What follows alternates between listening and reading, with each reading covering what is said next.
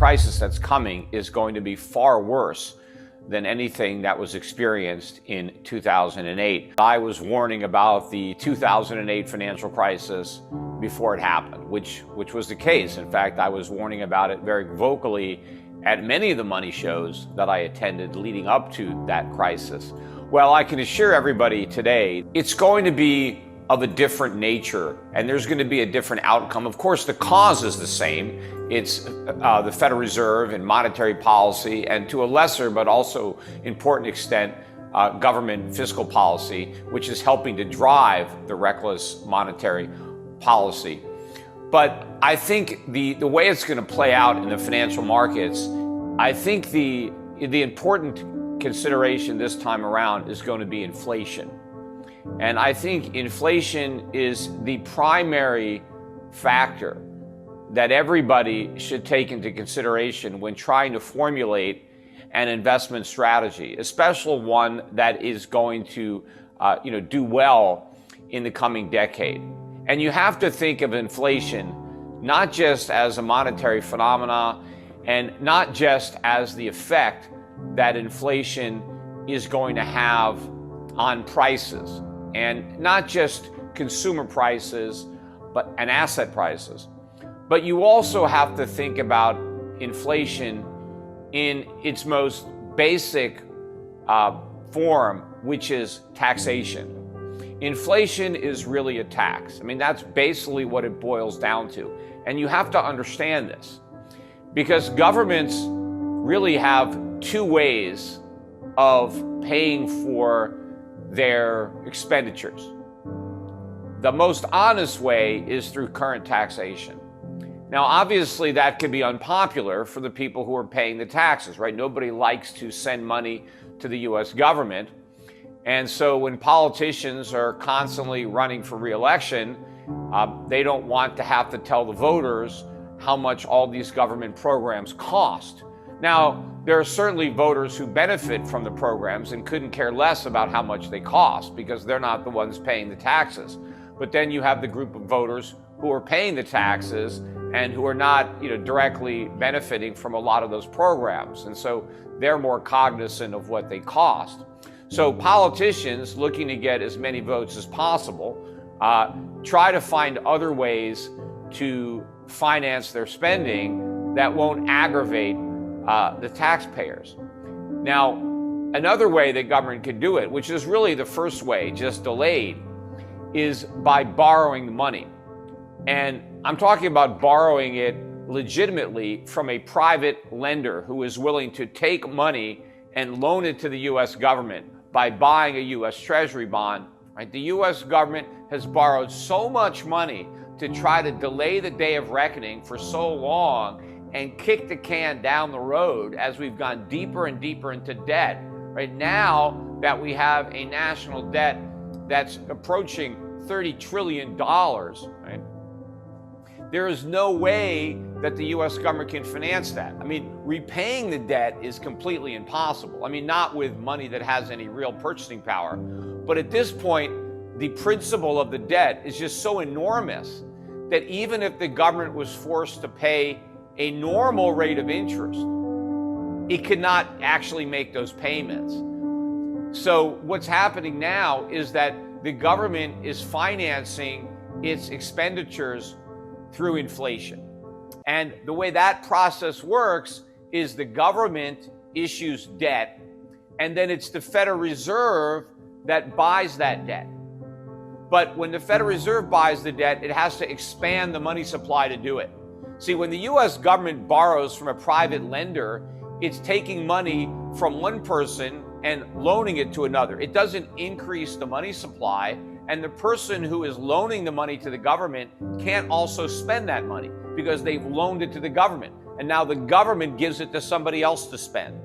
But when the Federal Reserve monetizes that debt and prints new money, then it's all new spending in the economy because the government hasn't taken money away from anybody, but it's giving new money to other people. And another way to think about it is when the government taxes you to pay for its spending, it literally takes your money, right? Your money just comes right out of your paycheck if it's an income tax. right? The government takes your money, and then they give that money to somebody else. And now somebody else spends the money that you earned. You can't spend it because the government took it and gave it to somebody else. So your standard of living, your purchasing power is diminished because you have less money to spend. But when the government doesn't raise your taxes, if it just prints money and then gives it to that same individual to spend, your purchasing power, at least in dollar terms, hasn't been diminished. But now you have another guy or gal who is given all this cash that can now go out and spend it. And so what happens is that person competes with you to buy stuff, and prices are bid higher. And so the result of that type of taxation is that prices go up, and everything becomes more expensive. So instead of the government taking your money, the government takes the purchasing power of your money, and that's a tax. And you know, if you look at what's happening now, especially since the beginning of the pandemic, government debt and money printing is off the charts. I mean, we've never experienced anything like this. In fact, I think about half of the money that the government is now spending is being printed by the Federal Reserve. So it's not really borrow and spend anymore, it's print and spend. And right now, nobody seems to think that this is a problem. People seem to think that we've stumbled on the equivalent of a monetary fountain of youth. People like to call it modern monetary theory, which is we can have whatever we want as long as government prints the money to pay for it, that there's no limit, that government is free as long as they print money. Now, of course, why didn't we realize this in the past? I mean, why have we been paying taxes all these years if all we had to do is print money? After all, the printing press has been around for hundreds of years. And so if we could have whatever we want by the magic of government printing money, what's the point of all of us having to pay taxes? The reality is this is a fantasy that is going to end in disaster. See, there's a big difference between earning money and just having the government print it.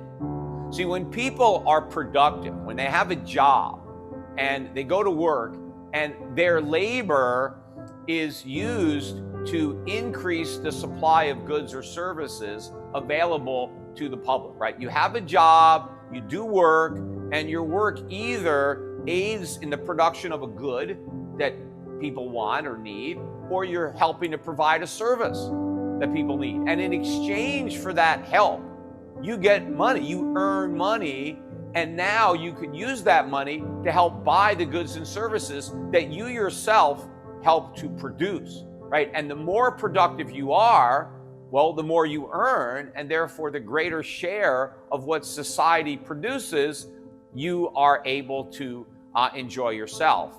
But when the government just prints money and gives it to you, right? When you have all these unemployed people who are sitting at home just getting a check from the government, they produced nothing. They added no goods or services to the economy, yet they can consume goods and services in the same proportions as if somebody had actually done work and actually been a productive member of society. So what does this do? Right?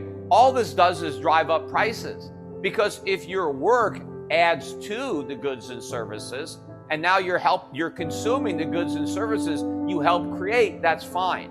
But if now you start consuming goods and services, yet you didn't help create any of those goods and services, you just have more money chasing a diminished supply of goods and services, and prices are going to go up. And they're going to go up like never before. And the irony of all of this is that the Federal Reserve has been promising Americans more inflation. Well, that's one promise that they're going to deliver on. In fact, they're going to deliver on it beyond their wildest expectations. And contrary to what everybody is saying, inflation is not a good thing. Inflation is not desirable. Higher inflation is not making progress. Right? What people want is a lower cost of living. When prices go down, that's progress. And that's capitalism. That's how capitalism works. When you have real capitalism, businesses become more productive. They become more efficient. They develop economies of scale. And as they do that, the cost of production comes down. And as the cost of production goes down, demand goes up. Because as prices go down, more people can afford to buy more stuff. And it's falling prices that have historically driven a rising standard of living. Well, the government has interrupted that benevolent process through inflation. And a lot of the times, inflation doesn't simply make prices go up. Inflation also prevents prices from going down. And a decline in a price would have been a windfall for the consumer. When the consumer is denied that windfall by government, it's still a tax. The government is still taking your purchasing power because the goods and services that you want to consume are more expensive as a result of the government inflation. Now, of course, a lot of the inflation that government has been creating since the 2008 financial crisis, a lot of that inflation has temporarily moved into asset prices. That's the stock market, the bond market, the real estate market, the market for collectibles or other things that are in short supply. And so when inflation pushes up asset prices, people don't complain because the people that own those assets, of course, feel much richer. Now, if you don't own those assets, obviously it's problematic if you want to buy it. For example, if housing prices keep going up and you don't own a house and you want to buy one, the fact that prices keep going up, that's not a good thing. Now, the way the government has offset that is by keeping interest rates artificially low so that people can afford to overpay for houses as the prices keep going up. But again, all of that helps distort the economy and fuel the bubble. But beneath the surface, consumer prices have been rising. For all this talk about deflation, we haven't had any. For all the talk about an inadequate increase in the CPI, consumer prices have been going up despite the government's best effort to hide that through the CPI. The key to sustaining the bubble economy, the key to sustaining massive and unsustainable government deficits in the short run is artificially low interest rates. And the Fed's only justification for keeping interest rates artificially low is the preposterous idea that there's not enough inflation. And therefore, they need to keep rates low in order to make consumer prices higher. But again, it's absurd to believe that consumers want higher prices. If they really did, then stores would advertise price hikes instead of price cuts. They wouldn't make a big deal about having a sale. They would send out notices, hey, hurry up and buy, we just raised our prices. Consumers don't enjoy increased prices. They look forward to decreased prices. Government needs to be smaller. Government needs to cut back and free up those resources back to the private sector so it can use them when it needs them. Instead, we did the opposite. We compounded the problems by increasing the toll exacted by government. And so we have more debt than ever before, more money creation than ever before, and we have created an economy that is more dependent on debt and money printing than ever before. That is why inflation is about to go through the roof. And again, think about it as a tax. The government is about to take most of what you have, not through taxation. Now, they're going to increase taxes. There's no question that the Biden administration is going to raise taxes. And if you think otherwise, you're delusional. There's going to be a big tax increase on corporations. There's going to be a big tax increase on higher earners in form of capital gains or ordinary income. But the main tax that is going to hit everybody is going to be inflation, especially if you're poor or middle class and you're working and all you have is your wages, and those wages are going to be dramatically diminished in value because of inflation. But probably more important to this audience, if you are a saver, if you are retired, or if you are nearing retirement, you are about to be decimated. Your entire life's savings is about to be taxed away by inflation. Government spending is going to go through the roof under Biden. It already went through the roof under Trump, so the roof is gone. It's just going to the sky. Because if Trump was as reckless with a Republican Congress, imagine how much more reckless Biden is going to be with the Democrats controlling Congress. Biden is inheriting a $3 or $4 trillion deficit. You think that deficit's coming down? No. And the Fed is going to have to print more and more money. The balance sheet is already, $7.5 trillion. It's going to go through 10 trillion this year. Maybe it could get to 15 or 20 trillion next year. The dollar is going to be destroyed. That's why the US dollar is already falling, despite the fact that all the experts predicted it would rise. It ended 2020 with a loss, and now it's poised for a much bigger loss. So what do? How do you invest in the era of inflation? Well, go back to the first decade of this century, and that will give you a playbook. You can also go back to the 1970s and see what performed well during that decade. But what we're about to experience is going to be so much worse. But if you go back to that time period, and again, you don't have to go back to the 70s, just go back to 2000 to 2010 decade, and that's when the Fed was printing all the money to kind of stimulate the economy after the dot-com bubble burst, and what they did to try to push up housing prices, and then how they reacted immediately to the bursting of the housing bubble. What did well? The dollar fell dramatically from 2000 to 2010. Dollar index was about 120, and it went down to about 70. Oil prices went from about $20 a barrel to 150. Gold went from under 300 to 1900. Silver went from $4 an ounce to $50 an ounce. Emerging markets just killed it.